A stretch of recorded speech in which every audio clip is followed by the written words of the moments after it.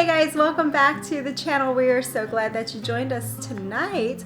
We are sitting down talking a little bit more about our two new wood stoves, why we got them, and some other steps we might be taking to reduce our energy consumption and get ready for our solar. So if that interests you, grab something to drink, sit back, relax, and we're gonna chat. James found these really nice wood burning stoves.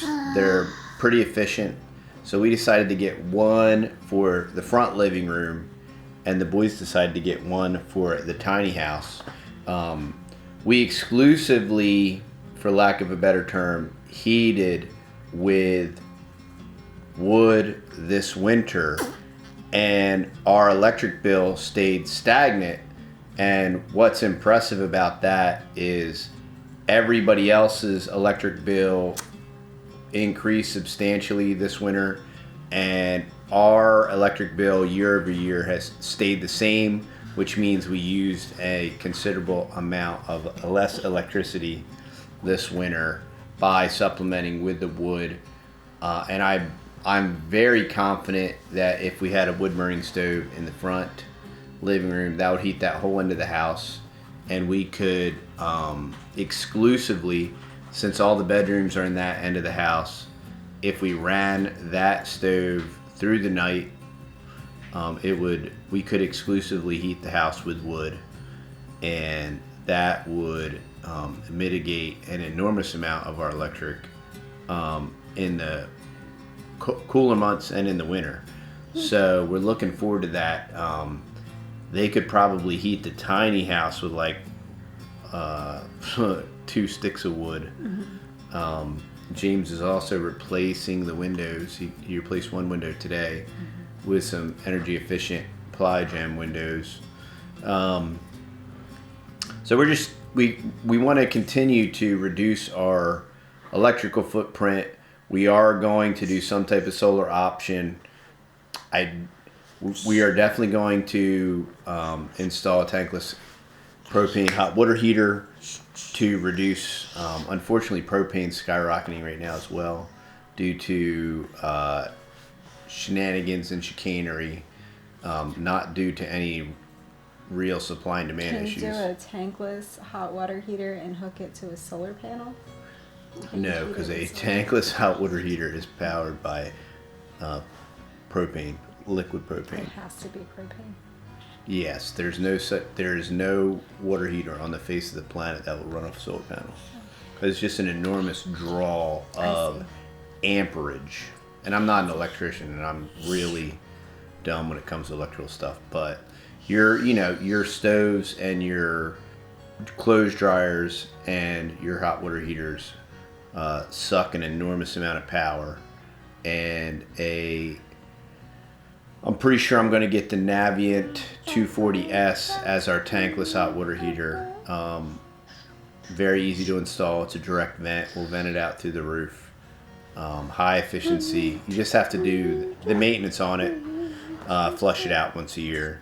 And our existing hot water heater is going to be due to be swapped out soon anyway. So this way, it was an expense that we were going to incur anyway. So if we can swap it out to a tankless on demand, especially with how many baths this guy takes right here. He's part fish, and he likes to live in the tub. So he got 2 tubs since I've been home, and he tried to get in the tub again. So he's part aquatic. So we're gonna go tankless. That's gonna continue to reduce our electric consumption. The stoves we ended up getting at Ace Hardware for $800 a piece. Yes. Now we're in search of all the triple walled vent pipe. That's been a little bit of a challenge, but we think we've sourced all that, and that is not cheap. If you haven't noticed, prices on everything are skyrocketing.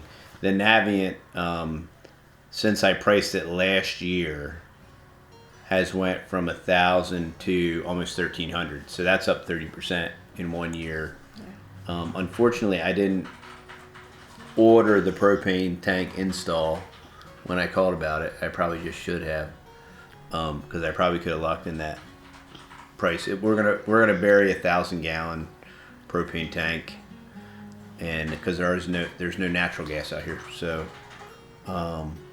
that's what we're doing.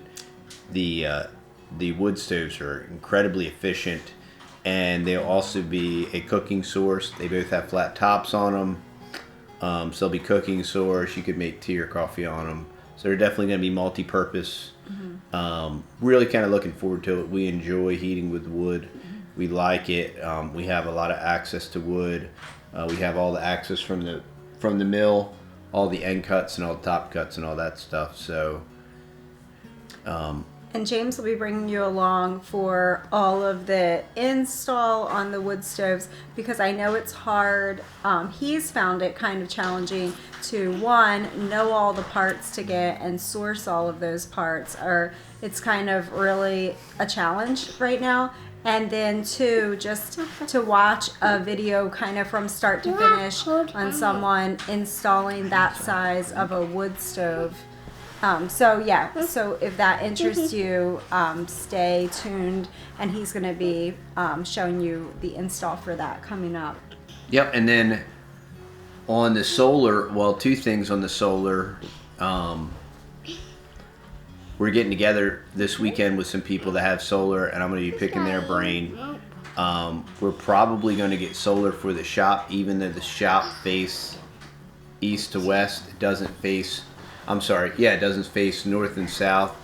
If I had thought it out a little bit better, we could have connoitered it so that it faced north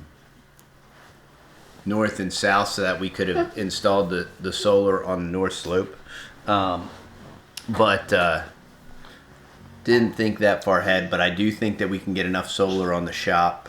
These new mission panels are 395 watts, so I figured for a 7 kW system, we only need whatever the math is on that. Divide that by 4 or whatever, or multiply it by 400. So we're probably going to do some type of solar system on the shop, and then I think the solar on the house, instead of going with the Teslas, I'm going to do a covered car patio and just install the 395 watt panels. That boy's sweet, mommy. We're just going to install the panels on the car cover, and I should be able to get a substantial. And the tech keeps changing on the solar. They have these reverse inverters now that you literally like plug into the wall and it back feeds into the house. And I realize there's a lot of ins and outs and a lot of pros and cons and all that stuff. We're definitely going to be doing something, and we just keep try, fail, adjust, and we've had the fireplace now 3 years, and that has done very well for us. And unfortunately, the power structure doesn't like wood burn. It doesn't like smoke for whatever reason, but I think they've all been smoking too much.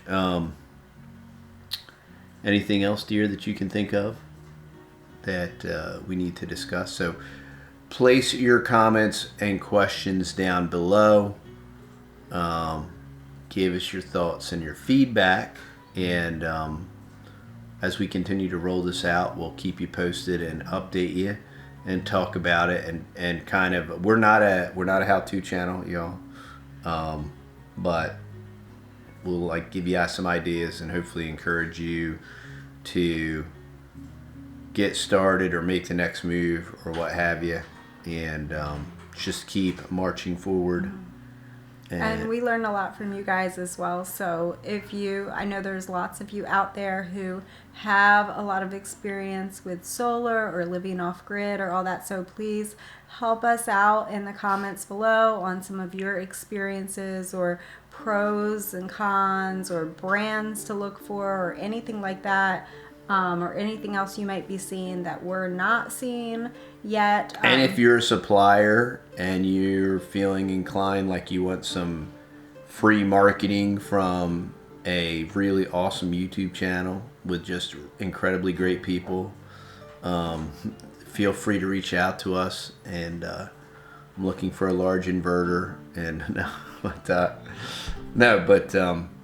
I mean, the basic thing, the way my approach to solar is we need to reduce our electrical consumption first, get it to a reasonable, manageable size where we can get a large enough system that will carry it, and then we can worry about battery backup and all that good stuff.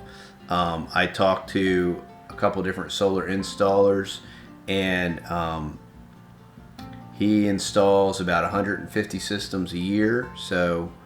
And he said that normally when he does a solar system install, he does install power walls, but over the power wall he would install a Generac or a Kohler backup propane generator, just because of the enormous amount of power it puts out. And it doesn't have, obviously it runs on propane, but it doesn't have a lot of the limitations that the Powerwall has.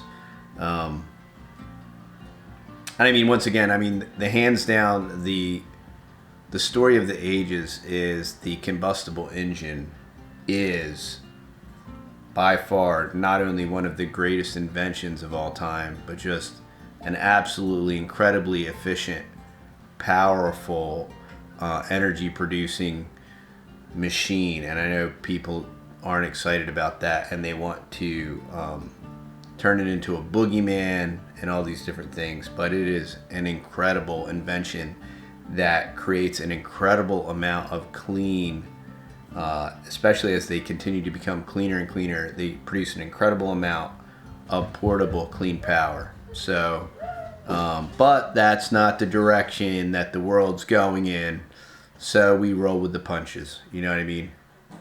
That's what's up. And Texas mom is sleepy.